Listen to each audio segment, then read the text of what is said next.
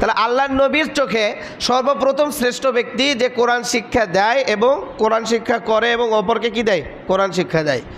2 নম্বর, আল্লাহর নবী বলেন তোমাদের মধ্যে সব থেকে শ্রেষ্ঠ এবং দামি ওই ব্যক্তি যে আচরণে সব থেকে দামি, আচরণে সব থেকে শ্রেষ্ঠ, আখলাকের দিক দিয়ে সব থেকে ভালো উত্তম, আচরণের দিক দিয়ে সব থেকে শ্রেষ্ঠ, সবার চেয়ে ভালো, সে তোমাদের মধ্যে সব থেকে শ্রেষ্ঠ। আচরণ, আচরণ বলতে কি বোঝায়? আচরণ বলতে যে কোনো মাখলুক, শুধু মানুষ বলতে তা না, পৃথিবীর বুকে তো অসংখ্য মাখলুক আল্লাহ তাআলা সৃষ্টি করছে। এই মাখলুক তাদের শরীর দিয়ে যে কাজকর্মগুলি করে সেগুলিকে ওই মাখলুকের কি বলে? আচরণবিধি বলে।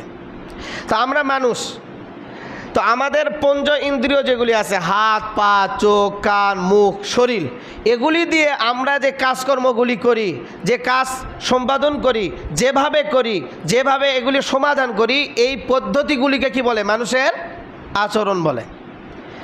আমরা ভাত খাই, কেউ বসে খায়, কেউ টেবিলে খায়, কেউ শুয়েও খায়, কেউ দাঁড়িয়েও খায়।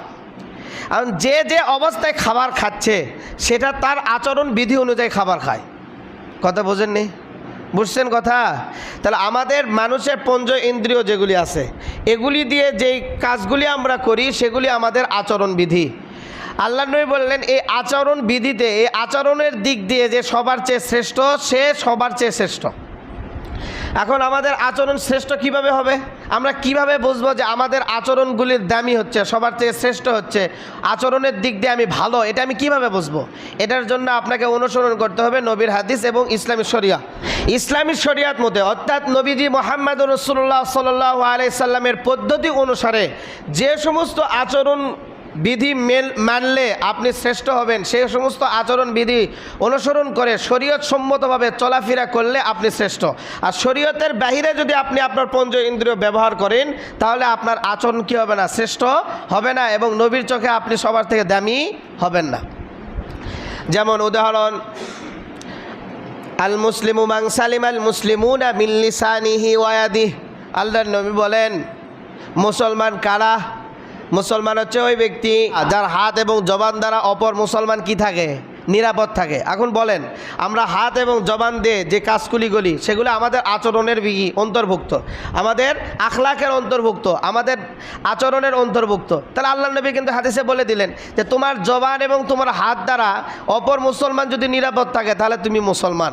তাহলে আমাকে দেখতে হবে আমার জবান দ্বারা অপর মুসলমান নিরাপদ কিনা, আমার হাত দ্বারা অপর মুসলমান নিরাপদ কিনা।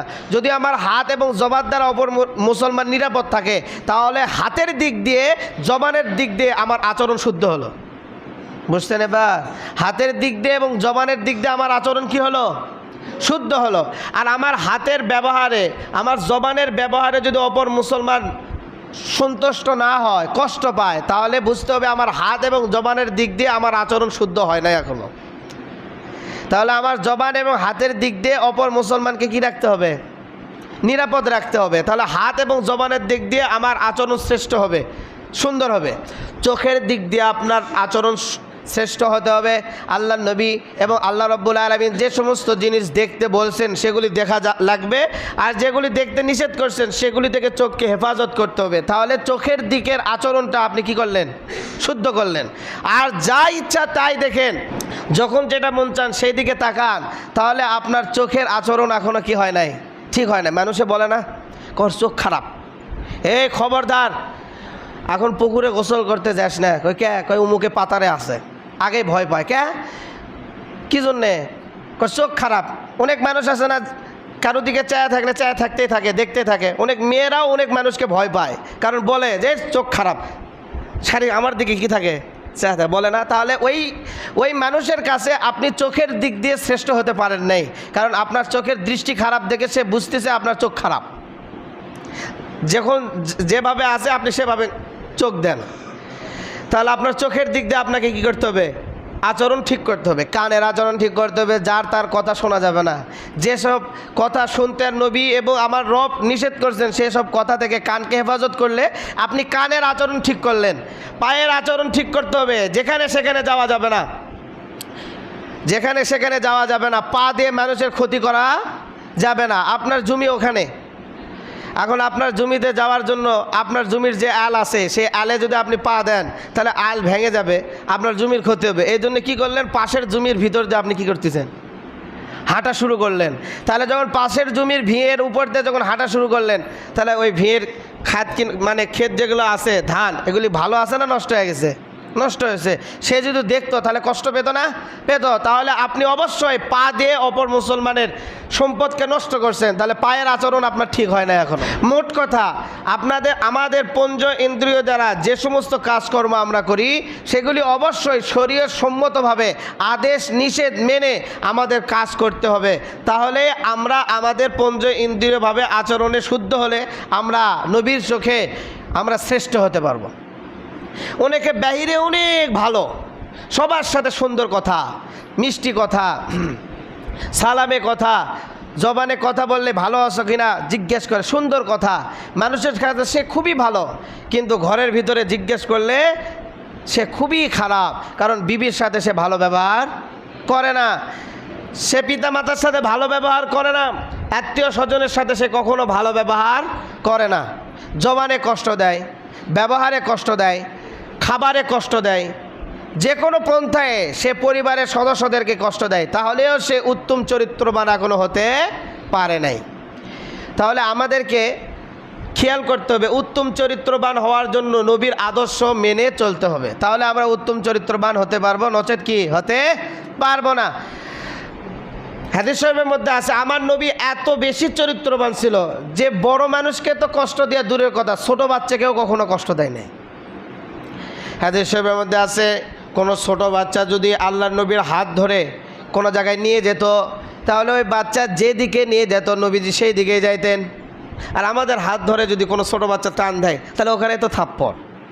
হ্যাঁ, আর অনেকে তো বাচ্চাদেরকে দেখতেই পারে না, শুধু চিল্লাচিল্লি করে, যেদিকে ইচ্ছা সেদিকে। কেউ যদি কোনো কথা বলার জন্য নবীজির কাছে আসতেন তাহলে আল্লাহর নবী আগে কান পেতে দিতেন, তারপরে সে কথা বলতো। কেউ যদি মুসাফা করার জন্য আসতেন তাহলে নবীজি মুসাফার জন্য কেউ হাত বেড়ে দিলে আল্লাহর নবী হাত এরকম বেড়ে দিতেন, তারপরে যতক্ষণ পর্যন্ত সে নিজের হাতটাকে না সরায় নিত নবীজিও হাত সরাইতেন না। আর আমরা তো হাতে মুসাফা করলে বিরক্ত হয়ে যাই। এরকম একটা দুইটা না, আমরা যদি শামাইলে তিরমিজি, নবীজি শ্রেষ্টাচারের একটা সুন্দর কিতাব আছে, নাম কি শামাইলে তিরমিজি, তিরমিজি শরীফের শেষ অংশের একটি খণ্ড, সেটা হচ্ছে শামাইলে তিরমিজি, যেখানে নবীজির চরিত্র নিয়ে, আখলাক চরিত্র নিয়ে আলোচনা করা হয়েছে। কিভাবে কথা বলছে, কিভাবে হাঁটছে, কিভাবে চলছে, কিভাবে খাইছে, কিভাবে ঘুমাইছে, মানুষের সাথে কিভাবে চলাফেরা করছে, সংসার কিভাবে করছে। প্রত্যেক মুসলমানের ঘরে শামাইলে তিরমিজি থাকা এটা একটা জরুরি।